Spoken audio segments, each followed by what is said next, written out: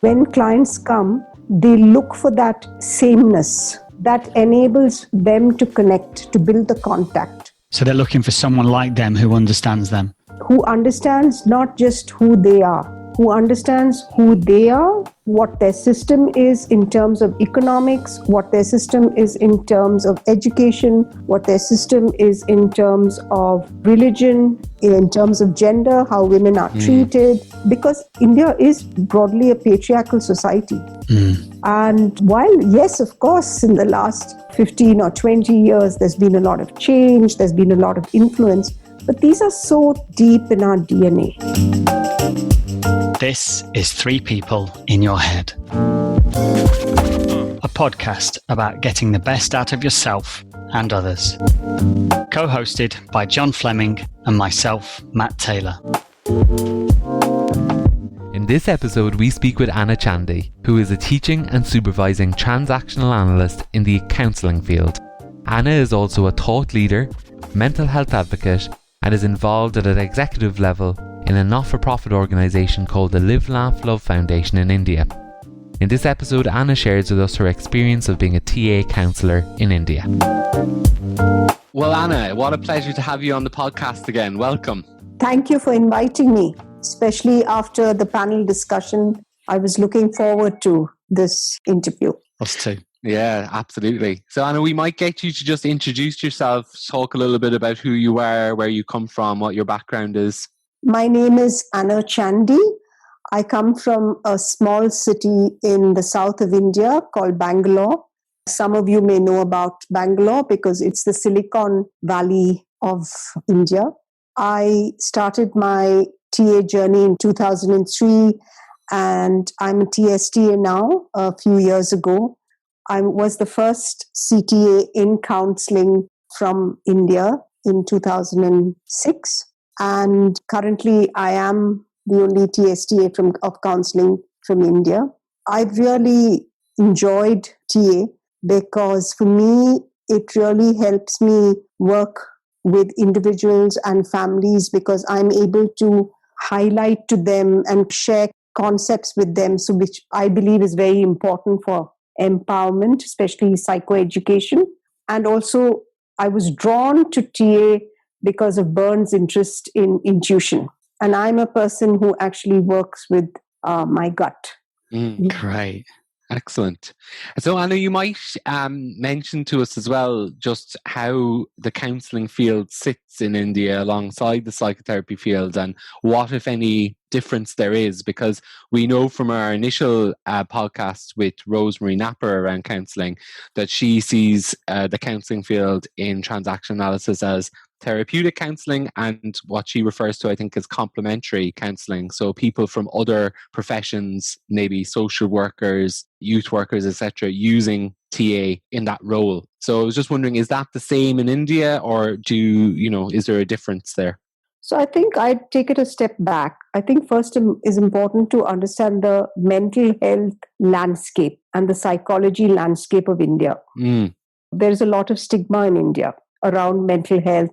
Therefore, the practice and profession of psychology itself was unheard of. In fact, the last 5 years, it's really emerged and people are beginning to understand. Okay. Having said that, the word here of counseling and psychotherapy, both the terms are used interchangeably. What they really mean is when you say here in India that you're going for counseling, is that you're actually going for therapeutic counseling. And because of the stigma and because of mental health itself being not spoken about, the first step in that area of development is for people are more comfortable to say that they go to a counselor than a therapist. Because among the educated, they associate psychotherapy with Freud.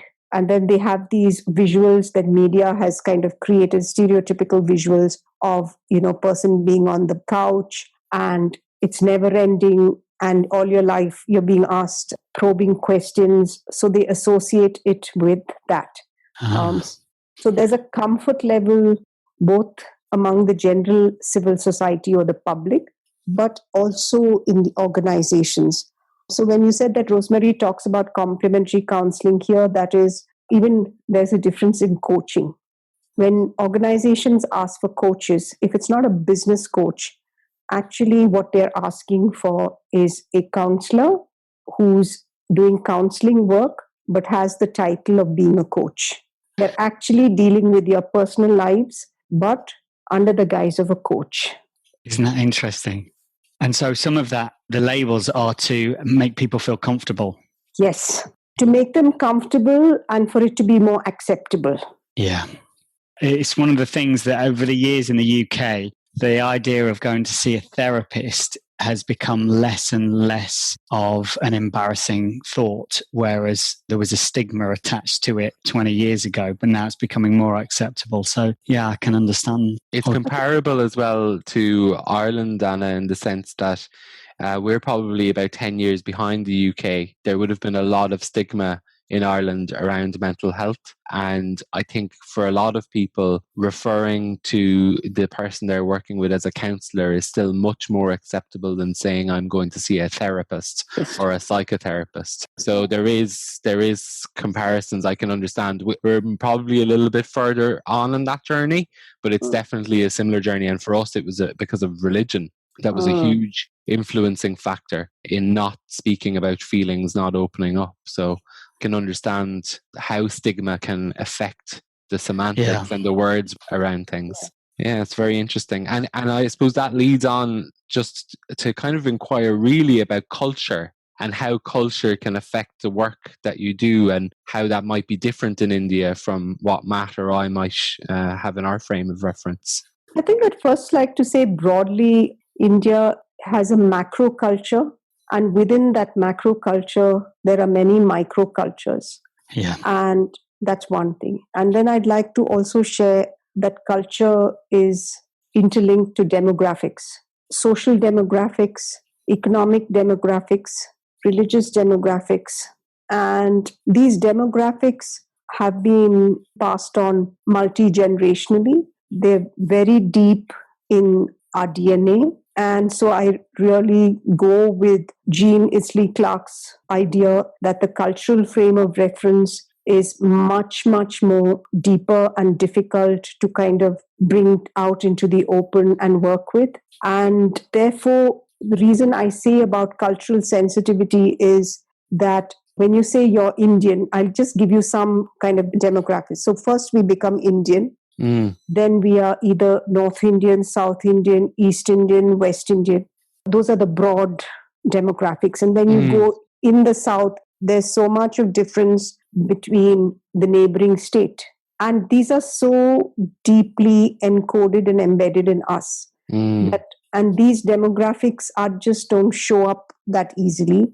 I think Indians are a little more sensitive and we understand it because a lot of the etiquette, the group etiquettes that you see in these microcultures are unspoken. And you understand it either if you've been born into the culture or you've been closely associated and therefore there are some observable differences. So the reason I say it's very subtle, it's very covert, and it's not so obvious. And I think it's important for me when I say that, and the reason I want to highlight on this is I don't think people really look at that deeply. Okay. You know, for example, in India, one glove doesn't fit all Indians. Yeah.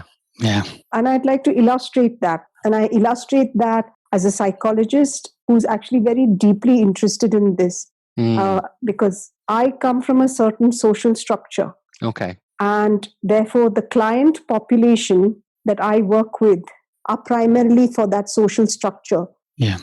They look for that because when clients come, they look for that sameness that enables them to connect, to build the contact. So they're looking for someone like them who understands them. Who understands not just who they are, who understands who they are, what their system is in terms of economics, what their system is in terms of education, what their system is in terms of religion, in terms of gender, how women are treated, because India is broadly a patriarchal society. And while, yes, of course, in the last 15 or 20 years, there's been a lot of change, there's been a lot of influence, but these are so deep in our DNA. And therefore, I think it's important to understand this, that if you don't understand this, it's very alien to somebody who comes from another country. Yeah, of course. Yeah. And Anna, can you maybe illustrate how you look at that from TA terms? I'm wondering, has TA assisted in your understanding of the social structures and the cultures and the microcultures that exist within each other? What models or theory would you think of or refer to when you're looking at that and trying to understand it? So I think for me, the TA concepts in terms of understanding a client is to understand the cultural script. So I use that very systematically and very deeply. I also actually look, when I'm doing assessment, from the classical model, you can say it's a behavioral diagnosis, but it's not a behavioral diagnosis in what they're presenting themselves. I look at it as a behavioral diagnosis as what is the theme of the behaviors of the system. Maybe you could explain for somebody who's just new to TA what you mean, first of all, by behavioral diagnosis, and then how that fits in with the script system and the culture as well. So if you look at when you meet a new individual, the first thing is that when you do systemic work, that in my head, this individual is just the voice of the system. Right. Okay, the person who's going to talk about their systemic issues. Yeah. And then when you look at a behavioral diagnosis, which is what from the classical school, but if you're doing counseling, you say an assessment. What is the behavioral assessment? Yeah. The gestures, the tones, the way they speak.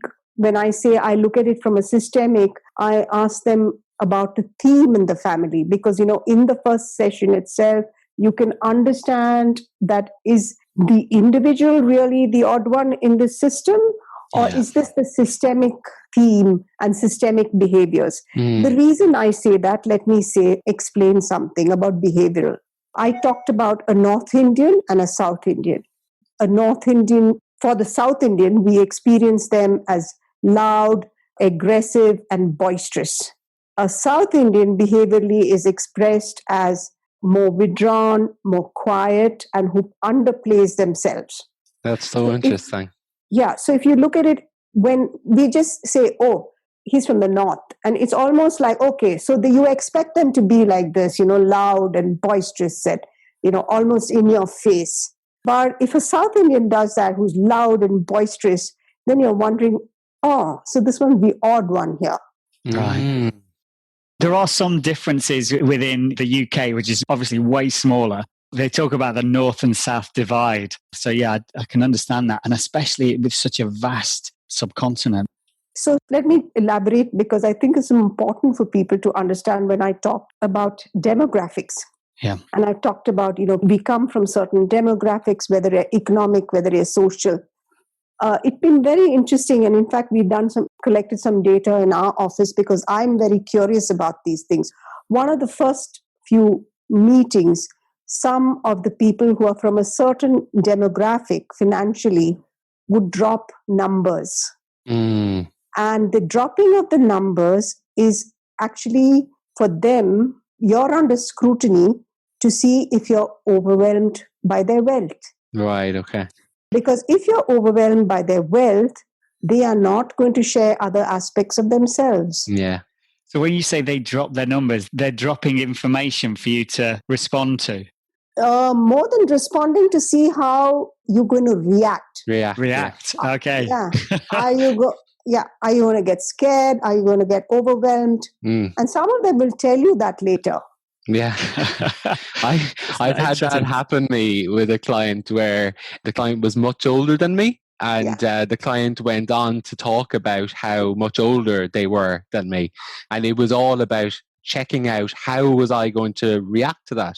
So I just said, you're really interested in my age. I'm wondering what the interest is in, because I'm not particularly interested in your age or my age or the difference. And that was the reaction they were looking for, because then later in the therapeutic relationship, they said, one of the reasons I kept coming to you was because of how you reacted when I was bringing up our age. So it's a similar system. Yeah. But I can see how you're saying in India, sometimes it can particularly revolve around status around social status or wealth, or at least that's what I'm picking up from what you're saying. Wealth or education or your educational background in terms of, you're from the UK, you understand. Indian, we still have it. If you have public school education, all this makes, the social status, they're not just going to go to anybody because they heard they're skilled. They're also going to say, do they understand my world? Can they connect to my world? Yeah, that's fascinating, because I live in Cambridge and I have a number of academic clients, and Cambridge is one of the toughest universities to get into. And so often I find myself working with people and feeling like I have to really concentrate to keep up with them academically. I went to a great university in Manchester, but that is important to them, that they can share information that is in their field of scope. Okay. I'm wondering what gets discounted in the process, Anna. That's what I'm intrigued about now, about what if anything gets discounted in that process, because my assumption would be that if they know somebody is skilled, are they discounting something by not working with them because they don't come from the same social status that they do? I think they do discount the skills, but I think for them, they identify the counseling therapeutic relationship as somebody who's going to be an invisible witness and observer to their world, all the chaos, all the dynamics, and therefore they're very cautious. Yeah. And it's important, John, to understand that therefore, even the way the term confidentiality is used is very different. They're not going to go to a therapist who's a stranger. Yeah, okay. So it would be from word of mouth or from recommendation that... Yeah. And why is that, Anna? What do you think the reason or the uncomfortableness of a stranger would bring? I think they feel the subtlety of the demographics of class and caste, as we call it, and religion. And that's where I talk about sociology. Yes. I think there is an entanglement of this. All the strands are deeply entangled, and therefore it takes a lot for that entanglement to kind of be disentangled. Okay. And I think these entanglements are in their cultural script that is passed on transgenerationally. Okay. They're not even aware of it. Yeah.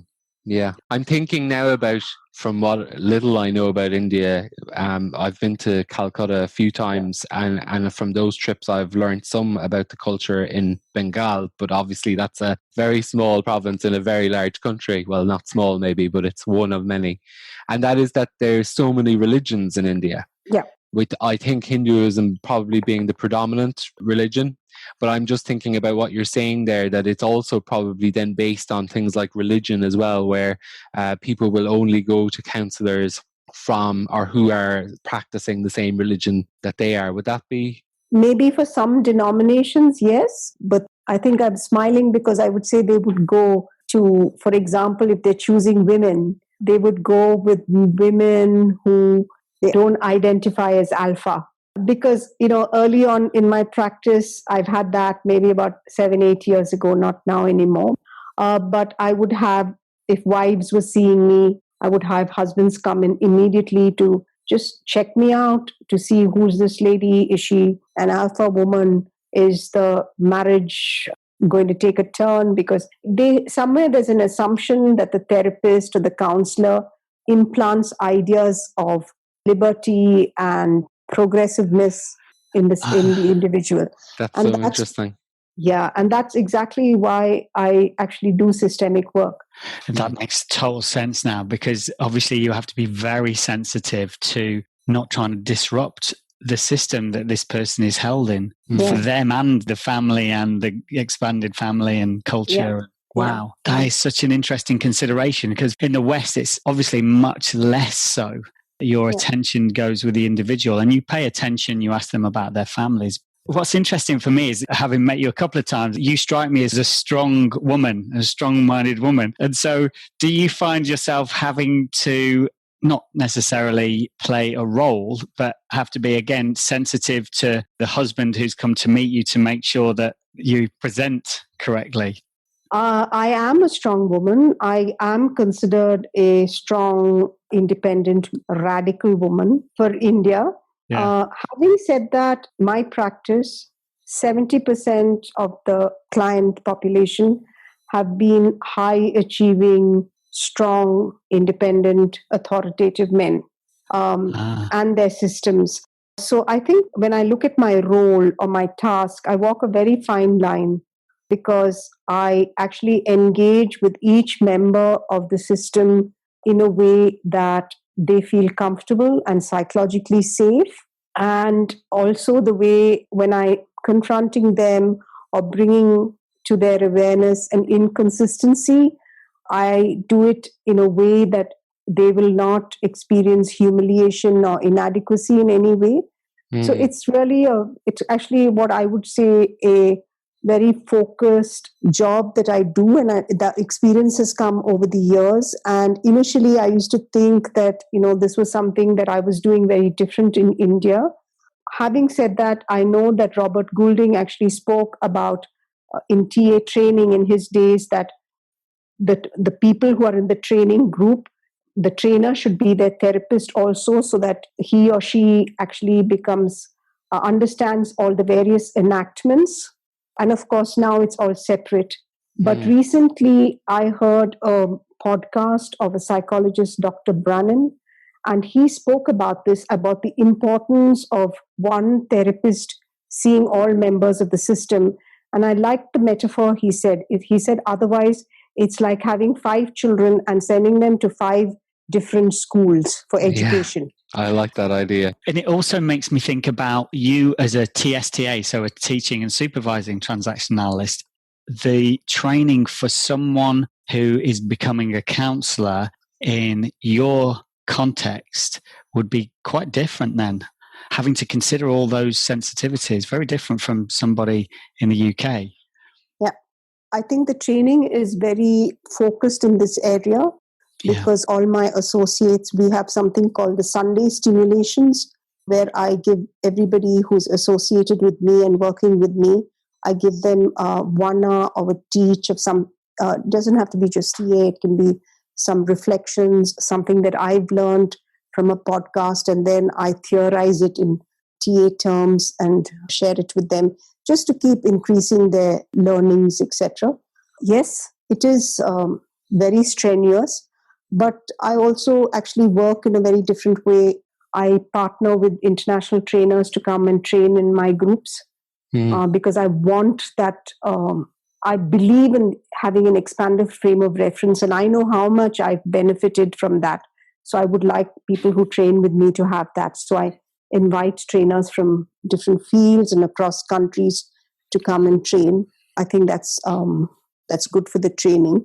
Right. And I'm really interested, Anna, to know when you started your counselling training. I'm assuming, because you're the only counselling TSDA in India, that it was somebody who wasn't Indian and didn't come from the culture you came in. Was that? So the primary trainer was Saru. She was a psychotherapist, and I insisted that I do counselling. So then I actually got a secondary supervisor that you needed to have an additional supervisor to clock the counselling hours. Yes. So I did that. Okay. When I went on towards my TSTA, of course, I had Jan Grant, who was my supervisor. Very good. And I took a lot of supervision, and I attended a lot of work in Oxford too with Rosemary. I used to come every few months to Oxford. Yeah. Wow. Because I'm thinking, Anna, about how if you were to learn TA counselling outside of India, that the frame of reference would be all wrong for understanding the culture, and how working across different cultures, we might like to think that we're trained to work with anybody, but in reality, there's an awful lot to learn every time you go in and out of a different country. And it's interesting because as much and all as the UK and Ireland both speak English, the culture is vastly different. And I don't think sometimes that's appreciated enough. And for people to work in the UK or people who work in Ireland, it's a very different context. And I think that what you're saying actually just really highlights that for me, because it's something I've been saying for quite a while, because we grow up in Ireland thinking, oh, well, we must just be the same. We're white, we speak English, but it's very different, you know? And Yeah, that's interesting. What can sometimes get discounted just because we speak the same language. What interests me, something you just said, is that you fought for training in counselling, despite it being much easier. You have all these other people in psychotherapy. Was that to do with what you explained earlier, that counselling is more readily acceptable in the Indian culture, or was that something to do with the particular approach of counselling? What was it that made you so determined?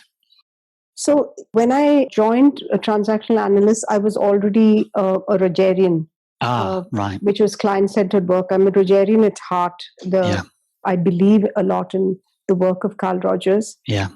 So I think for me, the one was that I was already a Rogerian. The second part is, in retrospect, now when I look at that journey in, say, 2020, which I was unaware then, I think I come from a business family. And I think that must have played out because to me, the entrepreneurial side probably started emerging then. And I had a desire from then to actually shape the conversation in India where counseling and therapy is spoken about in the living room.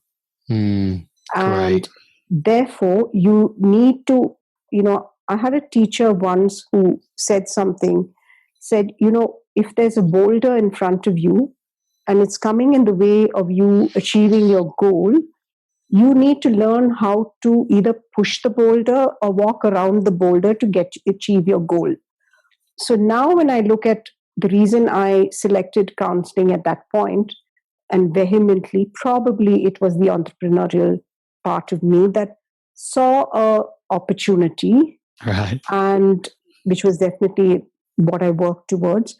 Because for me, once I have a dream, I will work at it to achieve it.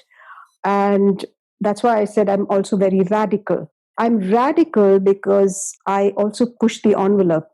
For example, if you see the website or you see the brand YouTube site, etc., you'll see every associate of mine they've spoken about their personal journey. They've exposed their vulnerabilities. Yeah. My clients, all the people you saw on the website, the imagery, they're all my clients. For me, it's about a combine of entrepreneurial and radical ideas coming together. So I actually do things in a way that I think is the way to make something work. And as long as I'm guided by my inner barometer of ethics, I'm okay to do it alone. I'm going back to think about one thing you said at the very beginning, which is how much you value psychoeducation. And as a student of educational TA, I'm thinking now of Giles Barrow's continuum model and about moving from humanistic to progressive to radical. And you used the word radical a lot, and you obviously come from a humanistic background if you're a student of Carl Rogers, who is the founder of humanistic psychology. So there's something about here as well about having a very strong, or I'm getting a sense of you having a very strong educator identity. About part of your work is broader than your individual or systemic work, but work for educating your community. That you were growing around yourself. And I think that's very powerful because we need more radical people. That's how we're going to create change for the future. So I think that's, that lights me up. It inspires me when I hear you talking that way, because I think we can get trapped in our individual work. And it's really important, I think, to look at the bigger picture and looking at within the system that we're living in, the culture that we're living, which is something that you clearly look at and talk about a lot. So that's amazing. I'm wondering about philosophy, because you use a lot of philosophical quotes and metaphors, and I'm wondering the impact of that in your work. And is that something that comes from TA or from broader reading? I think it originated in TA, because I think for people who are early learners in TA, you'll understand that from the classical model, the A1 doesn't have words, but understands imagery, metaphors, music. So for me, I think that's where the metaphorical language started. But John and Matt, I actually listen to a lot of podcasts that interest me in sociology, philosophy, and also emerging social issues. And what I do is I actually take social issues and then I psychoeducate clients and people who engage with me, whether it's my family or friends. I try and conceptualize it for them so that they make meaning. And that is for me how we maintain human connectedness. Yeah. And therefore I use this. And I do think if we take a pause and understand, TA does have a lot of philosophy. It's laced with philosophy and sociology Absolutely. and psychology. And that's actually really the power of TA. I agree. For example, in the last 1 month, we are all talking about racism. It's a burning issue, but if you can actually look at where did racism stem from, it stems from the beginning or the early wound of being the other. Yes. And if people can make meaning of what am I doing, what are you doing, when we are treating the other with no equity and equality, yeah, which shadow side of us is becoming stronger and stronger. Yeah, great. And what parts of TA philosophy really inspire you, Anna? Because, there's so much to it. I'm wondering which bits are the bits that you really connect with from TA philosophy. So the basic TA philosophy of I'm okay, you're okay is for me very meaningful. That's the existential stance. I extend it into two more, is I'm okay, you're okay. And I also extend it into the stance of when I work with people to see, is this a survival stance of poverty and abundance? And I'm not talking poverty and abundance about just money or material stuff. Yeah. Poverty in terms of strokes, poverty in terms of education, etc. So that's really the TA philosophy that's very, very meaningful to me and I hold dear. Wonderful. While we're on the subject of TA, one of the questions that we ask almost everybody is if you have any opinions about maybe why TA isn't so well known in the world. It's definitely Matt and I's opinion that it isn't as well known as we would like it to be. Some people have different opinions on that, but we do think that it could be more well known, which is one of the reasons for doing the podcast. So I was just wondering if you had any thoughts about that. Yeah, I do. I think sounds like we've got an answer there. Great. Go for it. I think one is, I'm going to be a bit controversial. I think at one level we follow Byrne's script, all of us at some level. Another one, I don't think we really engage with the larger world. Okay, when I say that, I do understand that it's important to use transactional analysis language. However, when we use transactional analysis language outside the transactional analysis community, we need to use language that is appropriate for that group of people. Okay? Yeah. And that's one. So the second part. And the third part is that I am not saying that we should not, the TAJ is good. We're not disputing it. However, I think the TAJ articles are more what you would compare with, the Lancet, or it's more theoretical articles. Yes, very academic. Yeah. I think we need to have people who are actually talking or speaking in other forums. Agreed. I do that here. Not because of anything, because if I have to have people talk about TA in the living room, that they're in counseling in the living room, they need to be able to understand something. Yes. And the language you use is so important. Yeah. For example, if one of you listen to the Mind Your Mornings podcast, I actually use non-TA language, but for example, I would say, the blueprint that's encoded. And then I would say in transactional analysis, the blueprint is what you call the script. Nice. So is this your podcast? Yeah, which I just launched. Great. It's a fortnightly one. But again, it's a theme of sociology, philosophy, and psychology. Brilliant. And my idea is to highlight social issues from a psychological lens. Great. We'll put that in the show notes as well. Definitely. Yeah, absolutely. That's exciting. And people I'll start can listening to that. on Spotify, Anna? Yeah, on Spotify and on Apple. Yeah, it's a fortnightly podcast. And I find, as I told you all, I listen to a lot of podcasts because I think it's very educative. It gives a very broad perspective on different issues. Absolutely. And I think what you said earlier about this frame of reference, this schema, the more we're able to hear what other minds and even from other disciplines have to say, the better we'll be able to apply our knowledge. There was something you said earlier about part of your mission is to bring counselling into being something acceptable. And when you talked about having the stone that you can either push or walk around, I had this image of you pushing the stone and it being something to do with that. So can you tell us more about that? Yeah, acceptable. For example, all my client systems and client populations, they actually talk about that they're in counseling or in therapy. Right. They don't hide it. That's one thing. They're not ashamed of it.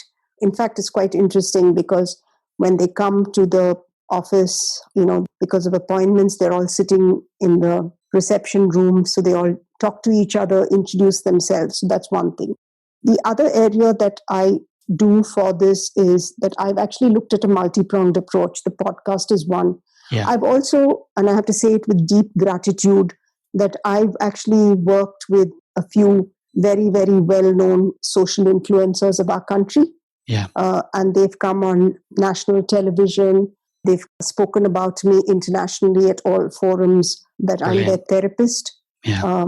So I think that is, again, because in the end, people do follow social influencers. Yeah, absolutely. I also kind of write articles about what the meaning of therapy is. I came from a highly dysfunctional family and I've had to work through it. So work through it, when I say my own issues, I continue to work through it. So I've written a book which is published by Penguin. It's called Battles of the Mind. And I've actually used how I work through my issues using TA language, using different concepts. And I stand on every public forum. I'm in a TED Talk and I say I'm in therapy. Great. And the way I say that is that if you need me to be available for you psychologically, I need to have someone to be available to me. Great. Yeah, and that is so important, isn't it? And that your baggage, your issues, your script, what was the term you used before instead of Blueprint. Blueprint, great. Yeah, that you're dealing with your blueprint. Fantastic. Yeah. Anna, can you tell us a little bit about Live, Laugh, Love? Yeah, so that's the foundation. It's a mental health foundation that I head. I'm the chairperson. So in the year 2014, my client, who's India's the lead actor of India, so since you're young and has the highest social media following in Asia, she's considered one of Asia's most powerful women. Her name is Deepika Padukone. You probably can Google her. So she had an episode of depression. She came to me and I was the one who actually assessed it and then got her psychiatric help. So she decided after her recovery that she would use her influence in the area of mental health. And she formed the Live, Love, Laugh Foundation. It was formed in 2015. I chair the foundation. We work in the area of awareness, destigmatization, and education to build an inclusive India, especially inclusive of people who have mental health issues, because in India, they are really ostracized and excluded. Yeah. And you'll be happy to know that actually last year, 2019, October, our work was recognized by what is called the Hussein Museum, that's in Belgium. They work in the area of stigma. They gave us an award. We were awarded for our work in mental health. And again, in January, Deepika and myself came to Davos because she received the Crystal Award for working in mental health. We've done a lot of things. We've done very creative things. We actually launched India's first mental health digital campaign, which was released in English. English is a combination of Hindi and English. And it's called English. I've never heard of that before. I'll have to check that out. Like Spanglish. I thought I'd misheard you at first. It's English. So it's called Dobara Pucho, which is Ask Again. And that campaign was launched. It was the first, it went viral. We use a lot of social media because we want to be able to sensitize the young Indian. So we use a lot of innovative kind of campaigns to work in awareness in education and, release videos and all sorts of things. Very powerful. Yeah. Wonderful work. Yeah. And, one thing about Deepika, she talks in every interview that she gives about her journey with depression.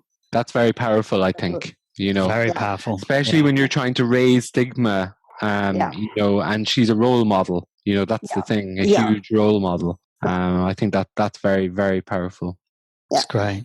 Anna, you also mentioned something else that you were working on around providing lay counselling. Yes. I was wondering if you talk to us a little bit about that as well, because that sounds wonderful. I'm amazed at all of the amazing radical initiatives that you're involved in, because you really are involved in quite a lot in India in terms of raising stigma, which is so powerful. So let's start with a joke. My family and my team, that's the team that I work with, they actually tell me they feel tired when they see my energy. And where do you get all this energy from? But I just feel I'm 57 years old. What is the footprint I want to leave with regard to mental health? And therefore I need to really work at it. And I'm very influenced by, when I read autobiographies or listen to stories of people who've really worked at making something work. So I'm very driven by that.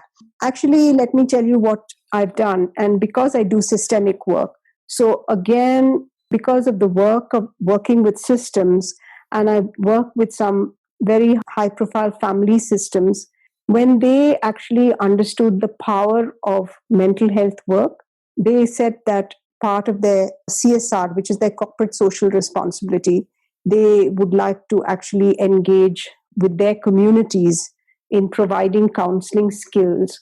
And so I designed a whole counseling program for lay counselors with supervision, where I go into these small towns and stay there and train a group of lay counselors, and then keep going back to kind of do the supervision and assess how the work is. Because, India is so big, it's so vast. We are 1.4 billion people. Yeah. We have, for 1.4 billion people, we have 3,500 psychiatrists and totally 30,000 mental health professionals. Wow. It'll never be enough. And you're not going to be able to certify so many people. You'll be able to certify people for the urban cities, okay, because it's easier for them to live. So it is always better. And the model that I'm following is the model from Britain. In Britain, you had the Samaritans model, where if people receive first level listening and they're able to identify those who need to actually have evaluations, psychiatric evaluations, or need additional support, that can always be done. But I think if you do lay counseling, at least one is there's education, two, there is sensitization and awareness that this person needs support. Yeah. And I think for me, that's something that's working. And I've also, as I said, I've actually looked at these models in a very different way, because as I said in the podcast of the panel, we are a collective. We work in groups. We function very well in groups. We thrive in groups. So it's important for me to remember that. And you can't bring them all from rural areas into cities. You need to be able to go where they are. Yeah. And that's my thinking. So that is what I've done. Yeah. It was one of the most inspiring parts, actually, I thought, of the podcast. And for me, one of the things that I've thought of an awful lot, the collective, because in the West, we have become more and more individual focused. And I think Rosemary called it the age of narcissism. And it's so interesting to hear your perspective about the collective and how it had moved away and it's moving back through COVID. But I love that work that you're doing as well to enable the collective to meet the needs of their community. Wonderful. Yeah, and I think that was really an outcome of what happened to me post my TSTA. I think during my TSTA journey, if we look at role theory, I was so focused on my professional role, my organizational role, and my personal roles because of, I had no time. There was no availability. I think I neglected the community role. Yeah. Therefore, as soon as I finished the TST, one of my first decisions was I need to re-enter that. Right. And I need to do something for community. Yeah. I feel like I've just started that journey myself after being a minister in a religious group and then pulling out of that and being part of a community in a kind of small way, but never really, I kind of held back, I pulled back. And only this year have I decided, okay, time to muck in and work within my community more. It's been lovely, actually. Yeah. I just want to say thank you, Anna. That's been so inspiring. I hope I've been radical enough for you. I love a bit of radicalism. I'm all for it. I'm all for it. Yeah, I think we need radicals to shake things up. Otherwise we become too complacent. Yeah. So I'm all for it. Yeah, I feel inspired. I think that's my parting feeling as we come to the end of the podcast, is I'm feeling very inspired about what I can do in my community and the impact that we can have, because I think sometimes we do forget that we have an impact, or at least I speak for myself, I forget it. So I think it's reminded me. I think from my end, I'd like to say that I was very happy and excited that both of you had started this podcast, because for me, I was saying, okay, here are some people who are doing some entrepreneurial stuff in the TA world and, kind of infusing a freshness. And I really appreciate both of you for doing that. Thank you. Thank you. It's interesting hearing about your energy and your staff saying you wear them out. I love that. I get that sense, actually, just talking to you. I feel like, oh yeah, I've got to get on with my projects now. Having had just a little bit of time talking to you, it's fantastic. Great. Been great. So if people want to get in contact with you, Anna, what's the best way for them to do that? So they can email anna@annachandy.com. Yeah. And you can check out your website, which is www.annachandy.com. Yeah. And the Mind Your Mornings podcast on Spotify or Apple Podcasts. Okay. Brilliant. Thank you. Put all the details in the show notes. Thanks. And take a look at that video, A Brave New You. It's beautiful. Yeah. Thank you. That says a lot about what TA is all about. Thank you. Wonderful. Thank you. Thanks so much for your time, Anna. Yeah, thank you. Bye. Bye. As always, if you found anything in today's episode interesting, please feel free to reach out. You can visit our website, which has lots of information and TA resources, transactionalanalysispodcast.com. You can connect with us on all major platforms such as Facebook, Instagram, and Twitter.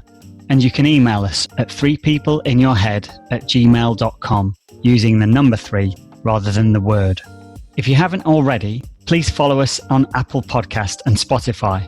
And we'd be really grateful if you could leave us a review. Thanks for listening.